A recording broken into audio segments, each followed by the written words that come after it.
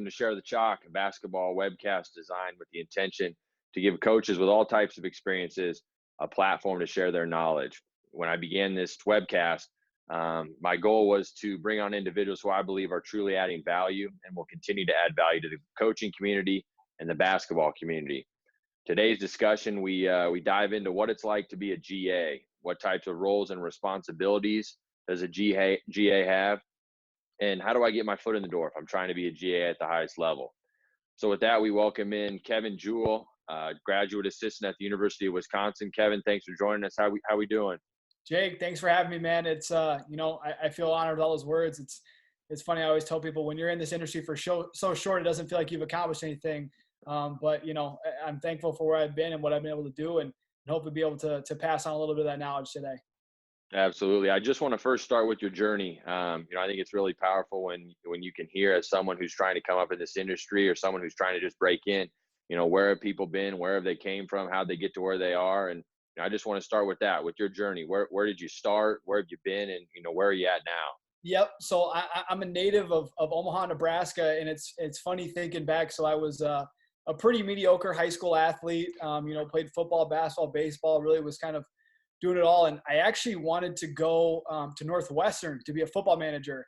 That was my big dream. I loved the school. I loved everything it was about. And I loved football at the time. So I applied there. I had this big old dream. I already had it set up that I was going to be a manager, and I didn't get in. So that kind of, forced me to realize some things. And Creighton was a school that was close to home, obviously. My sister had gone there. I was obviously a longtime fan of the program. So I went there just as honestly a regular student for the first 2 weeks or so. I had inquired about being a manager, but, just figured I'll go and see what things are like. Ended up becoming a manager there and loved it.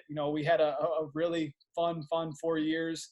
My freshman year, we were pretty bad. We went below 500, but, Coach Mack was able to kind of turn things around and end up having some wins. And I had a great career there. And about halfway through my sophomore year, I figured, I like this. I like working in basketball. This is fun.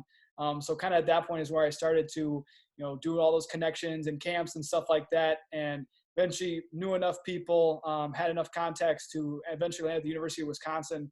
So I just finished my second year as the GA there. We were able, fortunate enough to win the Big Ten championship this last year. So I've been really fortunate, in my 6 years kind of in the business to be at two very well-respected schools and schools that have had a lot of success. So, it's hard for me to look back and just be thankful that, obviously I was able to land at Creighton and then kind of, use what I learned there and the people I met there to land at Wisconsin. Absolutely. You mentioned camps, after that second year that you started to think, maybe this is for me, maybe I should get involved. So talk about some of those camps that you did. Talk about some of the people that you connected with, maybe some other jobs that you did kind of on the side as you were working your way up as a manager at Creighton. Yeah. So the camp circuit, man, you've been there too. It's a grind. I think I didn't really know fully what I was getting into when I did it.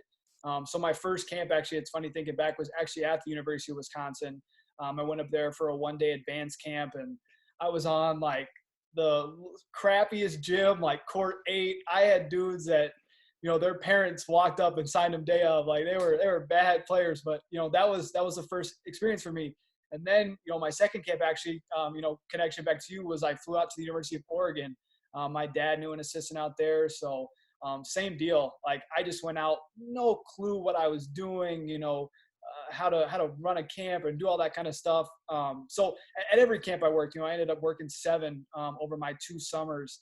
And it was great because not only are you able to be around like fun kids, like I love being around third graders who just, they want to play knockout endlessly. Like that's fun for me. But then, you're around the managers, like Robbie and Brian and, all those guys from Oregon that I had the chance to know. And then, I was fortunate enough to intersect with a couple more schools as I continued on in my career. So you start seeing those names and faces again, and people go on their own coaching journeys. So the camp circuit is honestly for me, I think that's where everyone should start. Because first off, I think you really learn to whether or not you love the game. If you can put up a 12-hour camp day with a bunch of screaming 4th and 5th graders, you really come to find like, man, I like this hoop thing. And then 2, you meet people who are in your shoes. You see other campers, maybe other young guys who are out working camps trying to get their coaching network started too. So it's a really, really fun experience, and I recommend it for anybody. Absolutely, and I hear you on the camp thing. It's amazing. Back when we met, immediately you make that connection of knowing all the guys, all the managers that I worked with out at Oregon, and you worked camp with them, and you've done the camp circuit and all that. So, that's definitely something that comes with getting your foot in the door is grinding, like you said, for those 12-hour days. The one thing that I did when I was at Oregon, and I'm a people person, you're a people person. I kind of have built what my career is now on relationships. What was your approach, or did you have an approach with trying to make connections with people as a manager? How did you approach that?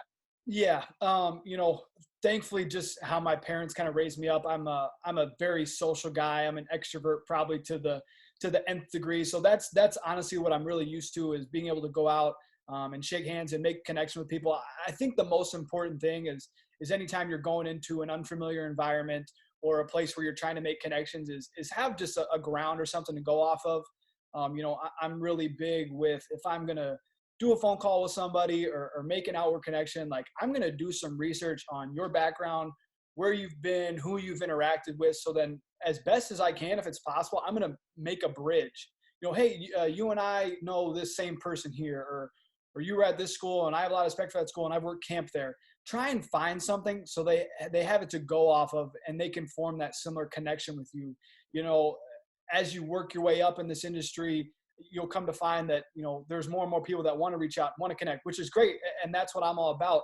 But at some point, you'll have to find people who are doing it in genuine ways, and I think that's making each and every connection unique. The other big thing too for me with camps was, hey, Coach Mack or whoever at Creighton or whoever at Wisconsin, I'm going to work at so and so school, or call whatever school. Do you know anybody there? Can you put me in contact with anybody? Because those are ways that, in very small ways, someone's going to be able to vouch for you or just make a connection. Because it's hard, honestly, just sending out cold emails with no real common ground. It might work sometimes, but in my opinion, you really have to have kind of a common base to go off of. And then the other piece too, and this really fits with what we're talking about with managers, is, I think a lot of time people they want to walk into camp at Oregon and they want to go shake Dana Altman's hand and do their, like, go meet Robbie, go meet Brian, like, go meet those young guys who, like I said, they're in your same shoes right now, and they're going to be somebody, in the future. You don't always have to meet the big time guys when they're big time. I think I heard a quote from Buzz Williams the other day, and he said, build relationships for 10 years from now. Who are you with right now that in 10 years, is going to be about the right things? Like, it's so easy in this industry to meet somebody who's hot right now and ride their coattails and get to some cool places. And people do that and they have success, and that's for them. But for me, I've always found it much more successful. It's like, hey, I'm going to meet somebody who might not be the man right now. He might be just a high school coach or a D3 coach or whoever, but I know that he's about the right things and he works hard. So in the future, we're still going to have that same path and that same connection, and he's about the right things. I would never just try and meet somebody to get somewhere. That's a really hard path, in my opinion. Absolutely. You touched on a couple of things, and one thing that I kind of wanted to add to that, just from my own experiences, one thing that I kind of did, and I still do it, and I've always done it, is, whenever I'm in a gym, I never let somebody come into the gym without introducing myself and shaking their hand. I just think it's one of those things that it welcomes that individual in, and it helps to build that bridge that you're talking about. And the other thing is you come to find out as you get into the industry and you're in it for a little bit, is you realize it's a very small world. Everybody knows everybody. Yeah. And the worst thing to do is to act the wrong way around somebody, intentionally or unintentionally, and for it to come back that the next year you're trying to get a job and that person knows the person that you might have burned a bridge with, and there goes your chance. So it can happen very fast. And you never want to burn a bridge. You never know when you're going to need it.